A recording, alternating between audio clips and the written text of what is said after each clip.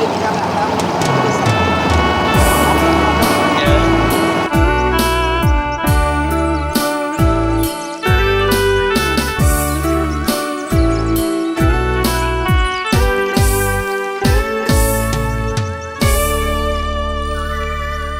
ៅទូកនេសាទនាំចិត្តកំសត់កាត់ចូលសាក្រោមពន្លឺ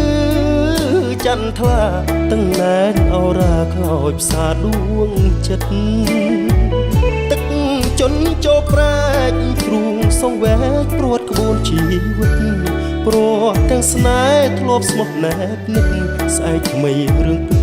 ថ្លៃដាច់អាឡ័យបេះដូងរហែស៊ូស្រក់ទឹកភ្នែកមិនវាចាចង់ខាត់ព្រះសូរ្យាសូមលោកមេត្តាប្រណី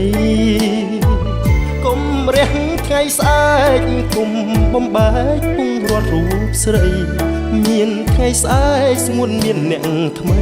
ចូលភ្ជាប់និស័យផ្ដាច់ថ្លៃពីទន្លេសាបវស្សាទឹកជន់លិចព្រៃ